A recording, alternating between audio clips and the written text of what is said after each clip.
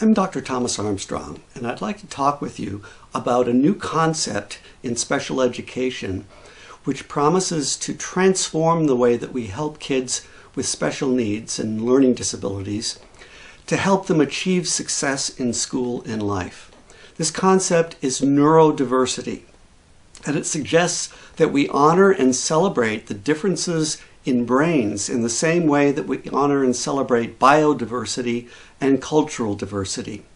We don't say of a calla lily that it has petal deficit disorder. We honor it for what it has, what it is. Similarly, we don't say of someone who has skin color that's different from our own that they have a pigmentation disability or disorder. That would be racist.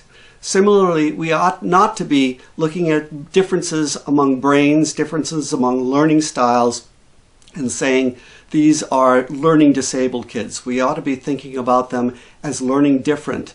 We ought to be talking about learning diversities instead of learning differences. Now, in this video, what I'd like to do is talk about some specific strategies and tools that you can use to help your student or your child, if you're a parent, achieve success in the classroom and in life. First of all, the most important strategy that you can use is to find out as much as you can about the strengths, talents, and abilities of your student or your child. There's a lot of research out there indicating that kids who are diagnosed with learning disabilities have many gifts. In one study, they looked at dyslexic students who were able to identify impossible objects, the kind that are like, for example, a Mobius strip or the images in an Escher piece of art. And they're able to determine more quickly and more efficiently whether or not that object is impossible to build or possible to build. In other words, they have excellent three-dimensional visualization capabilities. They also have many artistic gifts. I found this to be true when I was teaching as a special education teacher in Canada in the United States. They also, studies suggest, often have entrepreneurial abilities. One study suggested that up to a third of self-employed business people in the United States had some form of learning disability. And this compared with only 1% of managers in an established corporation. So we see that people with learning disabilities, learning differences, learning diversities have many gifts. Now there are specific learning strategies that you can use that build on these gifts. For example, you can have students work with clay in creating words that they're needing to learn. So to help them with their difficulties in learning words or in learning letter shapes and so forth, use their three-dimensional ability, their ability to create three-dimensional forms, in this case words out of clay, and you really use a strength to help them bring up a weakness, essentially. Another strategy is to suggest that they illustrate any written work that they do so that they can have both the picture and the written word side by side. And finally, in the school or at home, they ought to be encouraged to think about creating their own business.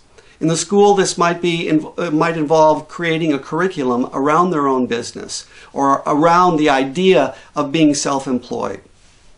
Now, there's an assistive technology that's very useful for students who've been diagnosed with learning disabilities, and that is the program Dragon Naturallyspeaking.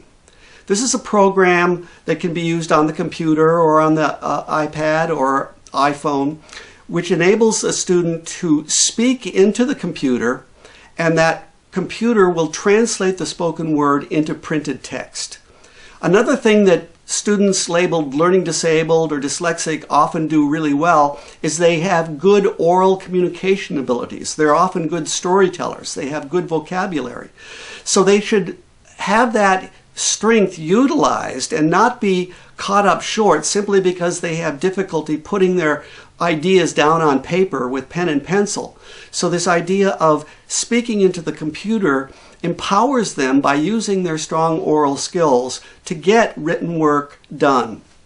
And this can be very useful not just for kids with learning disabilities, but for all kids. Now, we ought to also be thinking about positive career possibilities for students with learning disabilities or learning differences. We ought to be thinking about matching the gifts that they have with the needs out there in the workplace. So, for example, with an individual who has this high three-dimensional thinking, this visual spatial learner, we ought to be thinking about careers like graphic designer or architect or artist. And also we should be thinking about careers that involve being a self-employed business person, being an entrepreneur, because it seems that people with learning disabilities can be very successful in that area. We also ought to be inspiring these kids with positive role models of people, successful people out there in the real world who've had learning disabilities, but they've learned to minimize their difficulties and maximize their strengths to make something of themselves. And so we can tell these students about learning disabled individuals like Pablo Picasso or Charles Schwab or Muhammad Ali. And if we did this, we would really say essentially to our students, you know, these individuals were able to become very successful, and so can you. Anyway, I hope that these strategies have been helpful to you in thinking about how to empower your child or your student who is labeled learning disabled. If you want to find out more about these strategies or more about the research that I've been talking about, you can get my book, which is called Neuro Diversity in the Classroom, Strength-Based Strategies to Help Students with Special Needs Achieve Success in School and Life.